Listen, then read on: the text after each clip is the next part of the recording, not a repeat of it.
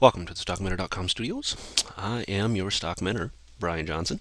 Entering a new week of trading. This is a shortened week of trading. Keep in mind that we do have Thanksgiving for any of you that are tuning in from overseas. I'm sure you already know this, but we do have a little holiday we like to call Thanksgiving coming up here on Thursday. So on Thursday, the exchanges will be closed, and then Friday is, of course, Black Friday. There's not a lot of trading that typically goes on. If there's going to be any movement, in most cases, it will happen early in the week. So no trading come Thursday, which means, of course, obviously no video on Thursday, but we will be back with you on Friday. And then again, of course, over the weekend on Sunday to prepare for the following week, which will start to head us into the Christmas holiday season. But as you can see, we did break this overhead blue line on the Dow. It's heading its way upwards. We'll see how things open for the futures, but everything looks pretty good so far. We are watching just to see if we can get up and over some of these other levels before we look for our trades come Monday. And I would say more aggressive traders could try something above this 11,225 mark, but as you can see, I would be, from a more conservative standpoint, I would really wait until we got up and over these levels here before you started looking for your long positions. Short positions back below about 11,100, let's call it. Take a look at the daily. You can see we had this huge move up, and we're still stuck below that 20. So you want it up and over the 20 before you start looking at any kind of a move to the upside from the bulls, and or then below this area here. However, keep in mind that you have the 50 below us. We're really kind of trapped. A lot of the indices, as I was going through charts this weekend, really just show us trapped between these two moving averages right now. And that's where your break is at. If you're a more conservative trader, if you're not really interested necessarily in trying to pull every last little penny out of the market, which is not my goal. That is not what I teach in my mentoring courses. It's not what I show my students to do. We're not interested in that. We are interested in making money in the market, and that doesn't necessarily mean pulling every penny out of the market. It doesn't work that way. So, as you can see, just wait for the breaks. Wait for the breaks below these levels or above these levels if you want to get in on the Dow coming into the new week. NASDAQ 60-minute here, you can see as well, we've got some work to do. 2150 was my call coming into the weekend, and it's still my call coming into the beginning of the week.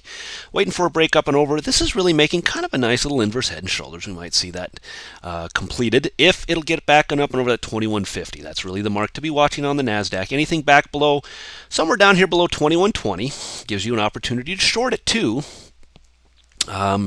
In just the very short term, because you want to watch this lower support here. Now, this did not make it back to the 50-day moving average. Not uncommon, seeing as how it's it is the Nasdaq. Nasdaq's typically, actually, it's the NDX actually, which is the Nasdaq 100, and is typically stronger than the rest of the other indices. I would expect to see that too coming into maybe the holiday season. But any pushback below this 2120-ish area, you want to watch this area right down here around 2090, ultimately 2060 to the shorts or to the downside for your more major lines of support. Watching tomorrow to see what happens. Maybe we gap, and if we gap and it happens to be up for some reason, watch to see if it makes it above these 20-day moving averages.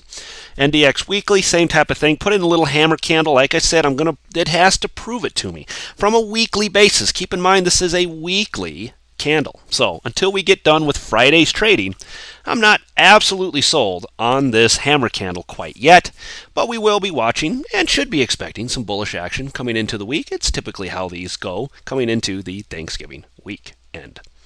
SPX 60-minute looking for a push up and over this area here. Once again, kind of giving us that inverse head and shoulders pattern. If you want to kind of draw a line and make that, go ahead. So any pushback above 1200, then you want to walk around the 1210-ish mark. Somewhere in that area, I think, really starts to lend itself to a little bit more bullish action. But man, you got the blue line coming down. I think that 1210 is going to coincide with this blue line by the time it sneaks its way up there, because this is a 60-minute. If you want something short, you want it to get back below 1190. Back below 1190. Here we are on a daily. Notice how this is already above the 20-day moving average. So this has already cleared it.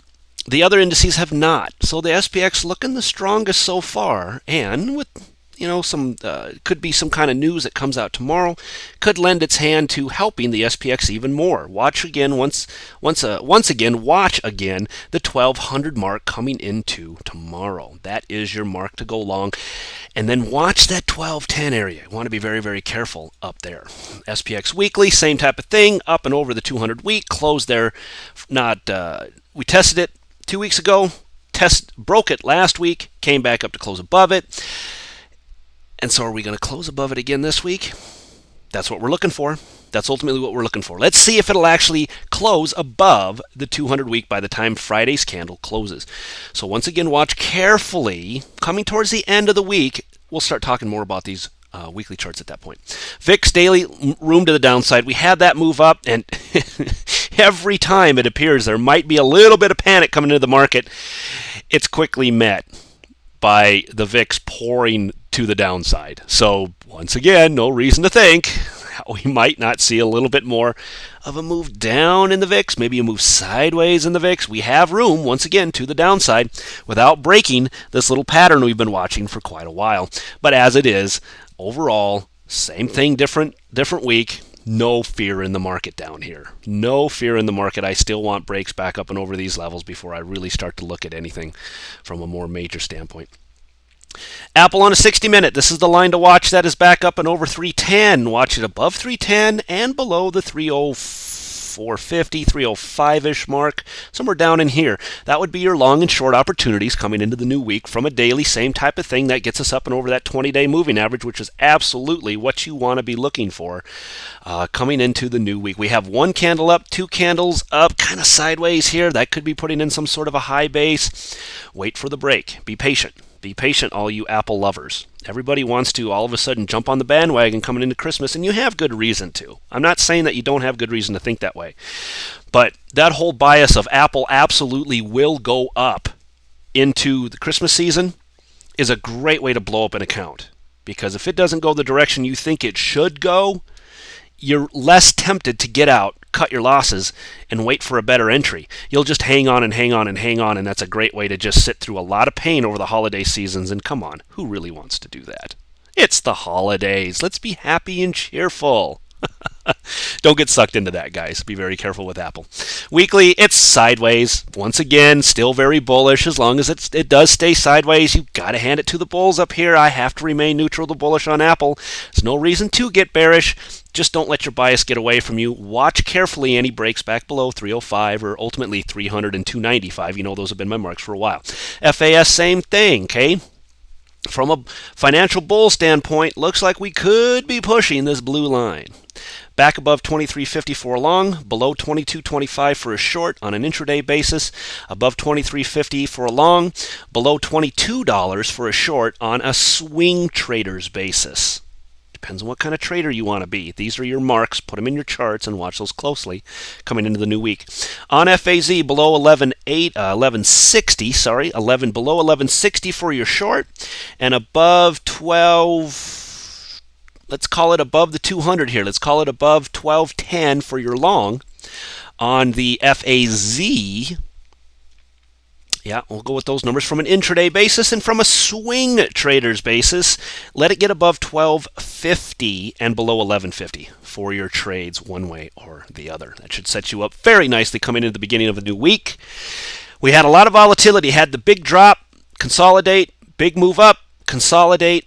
So a big U type of a shape going on here. Let's see which way this breaks. I think tomorrow morning might give us some indication. We'll see if we end up flat, but watch carefully to see if this thing doesn't manage to make its way up and over. I have to remain a little bit more neutral to bullish on the markets, back again to that short-term neutral to bullish because of the break of some of these overhead resistance levels. Got to give it back to the bulls. All right, guys. Talk to you again tomorrow night. Safe trading. Could be a week of slightly down volume, if not majorly down volume for the week, so you got to be careful with your trades. Talk to you guys tomorrow night. Bye.